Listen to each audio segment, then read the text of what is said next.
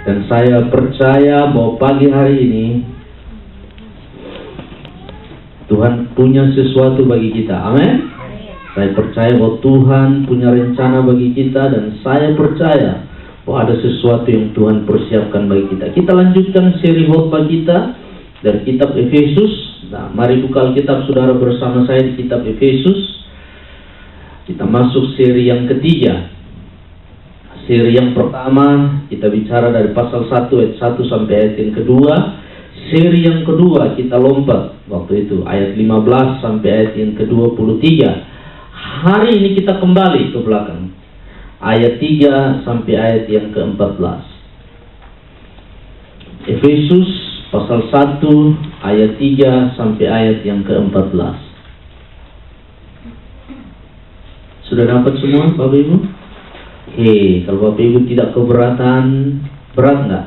Kalau tidak keberatan, berdiri bersama saya. Mari bangkit berdiri bersama saya. Oke, Efesus pasal 1 ayat 3 sampai ayat yang ke-14. Saya baca ayat 3, Bapak Ibu baca ayat 4, dan seterusnya bergantian. Terpujilah Allah dan Bapa Tuhan kita Yesus Kristus, yang dalam Kristus telah mengaruniakan kepada kita segala berkat rohani di dalam surga. Ayat 4.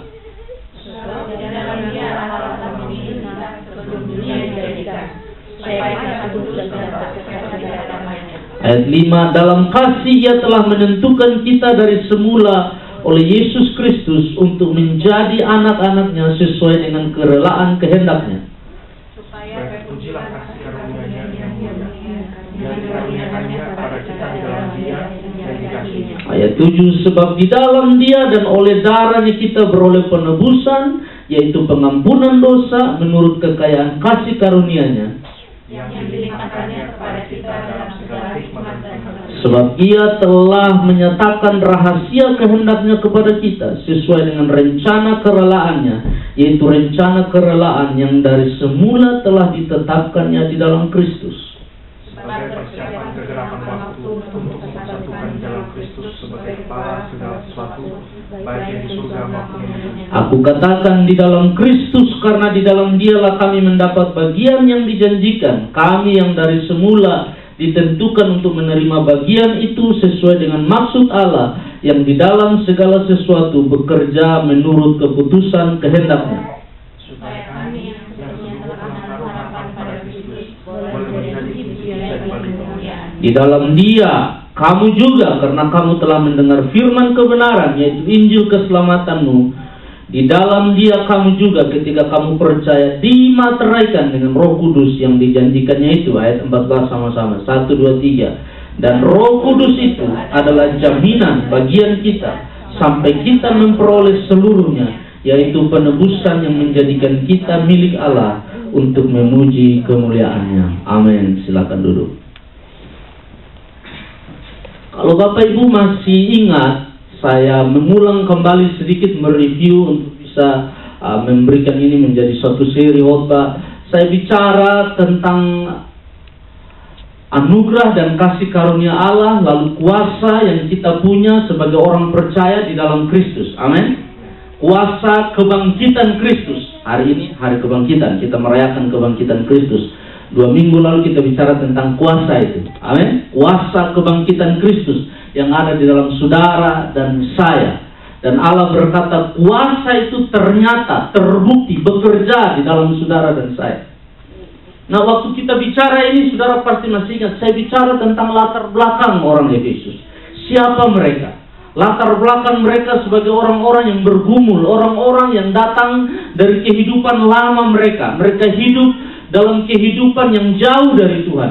Hidup apa yang saya sebut karnal, yang Paulus sebut karnal, daging. Mereka dikuasai oleh kedagingan. Dan waktu mereka datang ke dalam Tuhan, mereka bergumul dengan pergumulan hidup, dengan dosa, dengan kebiasaan yang dahulu, dengan lingkungan di sekeliling yang ingin mengganggu, ingin menarik mereka kembali kepada kehidupan yang lama. Paulus bilang, ingat, ada kuasa di dalam engkau. Amin.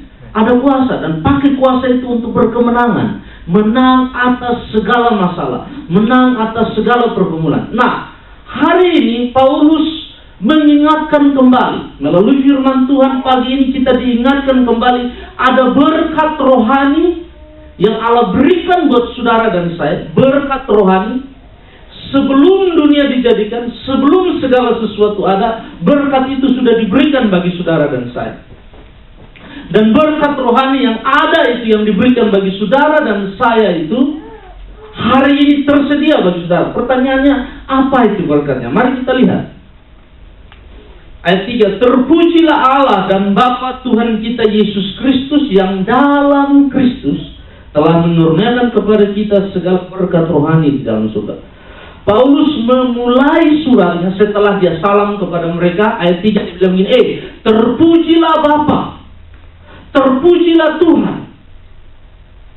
Dia mengajak orang di Efesus, jemaat di Efesus, mari muji Tuhan, mari meninggikan Tuhan. Terpujilah Bapa di dalam Yesus Kristus.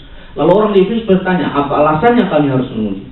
Kenapa harus memuji Tuhan? Lalu Paulus bilang begini, ayat 3 bagian yang kedua dia bilang begini, sebab di dalam Kristus telah dikaruniakan, Allah di dalam Kristus telah mengaruniakan kepada kita segala berkat rohani di surga. Nah, saya ingin saudara melihat ini naik sedikit levelnya. Paulus bilang begini, berkat yang ini ada di surga, tapi berkat ini telah, bentuk lampau, telah dikaruniakan kepada Anda dan saya, telah diberikan kepada saudara dan saya. Dan itu alasannya, mari menghadap Tuhan dengan ucapan syukur, menghadap Tuhan dengan penyembahan, menghadap Tuhan dengan pujian, sebab di dalam Kristus Allah telah menyediakan segala berkat rohani yang di dalam surga itu. Berkat itu ada di dalam surga, tapi oleh Kristus dinyatakan di dalam kita. Amin. Amin. Di dalam Kristus berkat itu dinyatakan di dalam kita. Pertanyaannya sekarang, berkat seperti apa? Yang pertama, berkat rohani yang pertama, yang Paulus sedang bicarakan, yang Paulus sedang maksudkan, berkat rohani yang di dalam surga yang pertama, ayat yang keempat sampai ayat yang keenam. Sebab di dalam Dia Allah telah memilih kita sebelum dunia dijadikan, supaya kita kudus dan tak bercacat di hadapannya. Dalam kasih Ia telah menentukan kita dari semula oleh Yesus Kristus untuk menjadi anak-anaknya sesuai dengan kerelaan kehendaknya, supaya terpujilah kasih karunia-Nya yang mulia yang dikaruniakannya kepada kita di dalam Dia yang dikasihinya. Yang pertama Paulus bilang gini, ingat, di dalam Kristus sebelum dunia dijadikan, di dalam Kristus saudara dan saya telah dipilih. Yang percaya bilang amin. Nah, saya ingin jelaskan ini sedikit. Ada dua pandangan yang sedang dalam dunia kekristenan, ada dua pandangan menafsirkan ayat ini. Nah, saya memberikan pandangan saya. Kalau saudara percaya yang lain itu terserah saudara, tapi dari apa yang saya lihat, saya ingin sampaikan apa yang saya percaya. Nah, Paulus bilang begini, di dalam Kristus Allah telah memilih. Dengan kata lain, pemilihan itu tidak terjadi di luar Kristus. Pemilihan itu di dalam Kristus. Atau pemilihan itu melalui salib. Sebab Yohanes 3:16 bilang begini, karena begitu besar kasih Allah akan seisi dunia. Tidak bicara satu kelompok orang. Dalam konteks Efesus tidak bicara Yahudi, tidak bicara orang-orang pilihan, tapi dalam konteks Efesus sedang bicara Gentiles, orang-orang non-Yahudi. Nah, Paulus bilang begini, ingat, di dalam Kristus kamu juga telah dipilih. Sebelum dunia diciptakan, kamu sudah dipilih. Tetapi pemilihan itu terbuka buat semua orang. Amin. Pemilihan itu terbuka buat saudara dan saya terhadap Yahudi, non-Yahudi, hitam, putih, merah, biru, belaut. Kepada orang kaya, orang miskin, orang Asia, non-Asia, siapa saja, laki, perempuan, tua, muda, berpendidikan, tidak berpendidikan, pemilihan itu terbuka buat semua orang. Sebab pemilihan itu di dalam Kristus. Siapa percaya kepada Kristus, diselamatkan. Itu kata Alkitab. Nah, Paulus bilang begini, waktu Allah melihat kepada seisi dunia, dia tidak melihat saudara dan saya, dia melihat Yesus. Siapa percaya kepada Yesus, dia masuk dalam area pemilihan itu. Sebab kenapa ini penting? Orang Yahudi punya pandangan bahwa mereka dipilih. Mereka yang satu-satunya dipilih, the chosen one. Lalu waktu orang Gentiles masuk bergabung, saya sudah jelaskan 2 minggu yang lalu, mereka bilang ini, kalian bukan yang dipilih. Karena kalian bukan yang dipilih, posisi kalian lebih di bawah kami. Status kalian lebih di bawah kami. Oleh karena itu di dalam sinagog itu sendiri, dalam rumah ibadah mereka, ada Yahudi duduk paling depan, orang non-Yahudi duduk paling belakang. Kalau ibadahnya di rumah orang non-Yahudi, orang Yahudi tidak mungkin masuk ke rumah itu. Sebab haram, tidak mungkin. Paulus bilang gini, ingat. Yesus Allah memilih kita semua di dalam Kristus. Semua kita sama. Amin. Saudara dan saya sama, kita semua sama. Pemilihan itu bukan karena saudara dan saya baik, bukan karena Yahudi non-Yahudi, bukan karena pintar tidak pintar, bukan rohani tidak rohani. Pemilihan itu ada di dalam Kristus. Menarik sekali Paulus bilangnya. Pemilihan itu terjadi sebelum dunia dijadikan. Urusan saudara dan saya. Kita punya kehendak bebas. Kita memilih untuk percaya kepada Yesus. Kita masuk dalam pemilihan itu. Kalau kita tidak mau memilih Yesus, kita tidak ada dalam pemilihan itu. Dengan kata lain begini. Saya berdoa supaya saudara bisa menangkap ini dengan jelas. Tapi ini memang tidak bisa dijelaskan dalam 10-20 menit. Tapi saya hanya bilang satu hal. Saya percaya bahwa Allah memilih kita di dalam Yesus Kristus. Amin. Barang siapa percaya kepada Yesus diselamatkan. Bahaya daripada orang yang percaya kepada doktrin apa yang disebut predestinasi, sesuatu yang sudah ditentukan sebelumnya, adalah ini. Mereka bilang hanya ada kelompok tertentu yang dipilih dan diselamatkan, yang lain tidak dipilih dan tidak diselamatkan. Bahaya dari ajaran ini adalah bahwa akhirnya kita berputus asa dan menyerah terhadap orang-orang yang kita pikir tidak mungkin diselamatkan. Tidak bisa. Sebab Paulus bilang barang siapa percaya, siapa saja, entah dia jahat, dia baik, dia hitam, dia putih, siapa saja percaya di dalam Kristus, dia diselamatkan. Amin. Amin. Nah, Paulus mengingatkan orang Efesus kenapa dibilang ini berkat rohani yang besar. Yesus mati di salib, dia tidak hanya mati, dia masuk ke dalam kubur, dia 3 hari ada di sana. 2 minggu yang lalu saya bilang di 3 hari sana ada KKR 3 hari. Yesus kasih KKR. Kitab 1 Petrus bilang dia masuk ke dunia orang mati, dia proklamirkan bahwa saya juru selamat. Lalu entah mereka percaya atau tidak, urusan nanti kita sampai di sana baru kita tanya Yesus. Tetapi kitab Roma berkata itu terjadi supaya waktu akhir zaman penghakiman nanti tidak ada orang yang bisa bilang saya tidak pernah dengar Injil. Tidak ada. Semua orang akan bilang saya sudah dengar. Persoalannya adalah dia memilih percaya atau tidak. Tetapi dia pasti dengar. Nah, oleh supaya tidak ada orang yang bisa bilang saya tidak pernah dengar, Yesus masuk ke dunia orang mati. Supaya orang yang dari dia sampai ke zaman Nuh semuanya dengar. Dia bilang saya juru selamat. Amin. Nah, Paulus bilang ini berkat rohani besar. Saudara dan saya ada di dalam Yesus. Saudara dan saya diselamatkan, dipilih di dalam Kristus. Yang kedua, Paulus bilang, apa tujuan saudara dan saya dipilih? Ayat yang 4 bagian B, supaya kita kudus dan tak bercacat di hadapannya. Pemilihan ini bertujuan supaya saya ingin saudara mengerti ini. Kita tidak hidup kudus baru dipilih. Saya ulang. Saudara tidak hidup kudus baru dipilih. Saudara dipilih dahulu baru hidup kudus. Sebab tidak ada orang yang bisa hidup kudus di hadapan Tuhan. Alkitab dalam kitab Yesaya berkata, sebaik-baiknya engkau, seputih-putihnya hidupmu, tetap seperti kain kotor di hadapan Tuhan. Kalau tanpa pengorbanan darah Yesus. Jadi Paulus bilang gini, saya ingatkan kamu posisimu berbeda. Waktu engkau terima Yesus, waktu engkau membuat dirimu meresponi pemilihan Allah, dan percaya kepada Yesus, engkau masuk dalam area orang-orang terpilih. Dia bilang supaya engkau kudus dan tak bercacat. Dengan kata lain, posisi dulu baru action. Jelas ya? Sebab selama ini banyak orang Kristen bergumul dengan hal action dulu baru posisi. Saya mau performance dulu, saya harus hidup baik dulu, baru Tuhan pilih saya. Oh tidak, Paulus bilang, salah. Paulus bilang, dalam konteks orang Efesus, Paulus bilang, waktu kamu lagi keluar masuk itu kuil Dewi Diana, Tuhan sudah pilih kau. Tapi pemilihan itu ada di dalam Yesus. Waktu engkau percaya, engkau masuk dalam pemilihan. Nah, setelah engkau di posisinya sudah jadi orang terpilih, engkau harus hidup kudus dalam perjalanan hidup. Halo? Persoalan hari ini di dalam gereja, ada banyak orang berjalan hidup tanpa menyadari bahwa dia dipilih oleh Tuhan. Amin.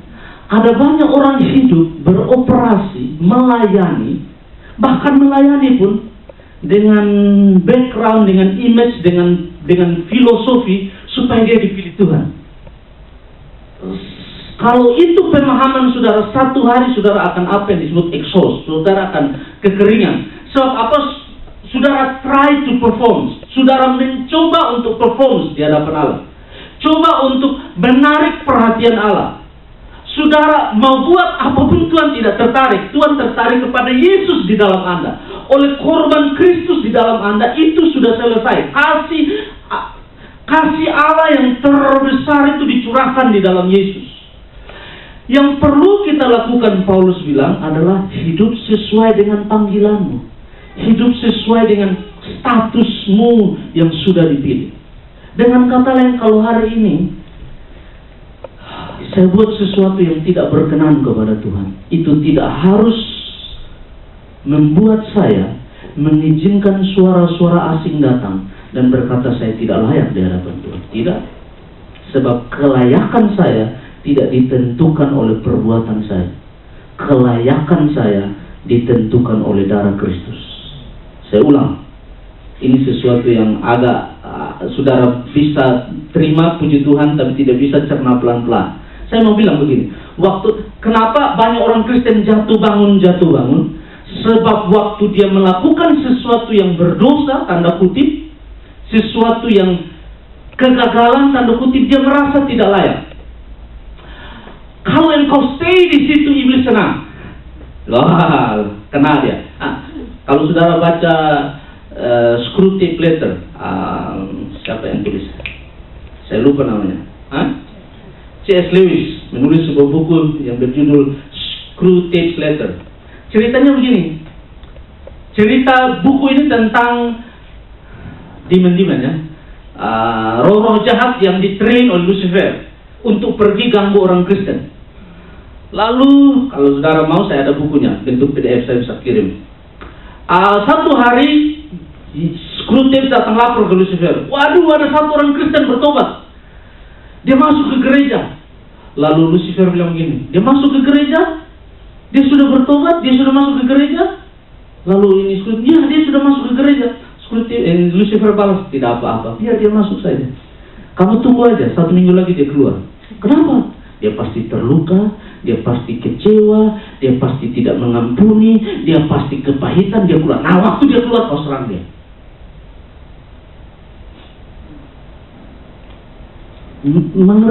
Mengerti strateginya. Ada di dalam gereja tidak menjamin saudara bisa performance. Kesadaran saudara, oleh karena itu right believing produce right living. Doktrin yang benar, pemahaman yang benar akan Alkitab, Alkitab bilang di dalam Kristus there is no condemnation in Christ. Kalau engkau menyembah Tuhan tapi masih condemn, ada sesuatu yang salah dengan doktrin Anda, dengan pemahaman saudara. Kalau saudara menyembah Tuhan dan angkat tangan, aduh saya berkenan nggak ya? Ada yang salah. Saya minta maaf. So Yesus sudah pay the price, finish di Kalvari. Tugas Anda adalah mengakui bahwa saya sudah diampuni. Kalau ada kesalahan benar, kita semua orang berdosa, kita semua salah, kita semua pernah buat kesalahan, tapi itu tidak menggagalkan posisi saya di hadapan Tuhan sebagai orang pilihan Allah. Amin? Amin? Persoalannya adalah kita pikir keselamatan kita ini hilang, datang, nggak jelas status kita akhirnya. Mengerti mau saya? Kalau saya jatuh, Alkitab bilang, oleh karena itu Paulus bilang, kalau ada saudara seimanmu jatuh, bertolong-tolonganlah mengangkat dia. Kenapa? Sebab kalau kita menghakimi, kemarin waktu kita seminar karunia roh, orang yang punya karunia discernment, bisa membedakan roh, tend to judge.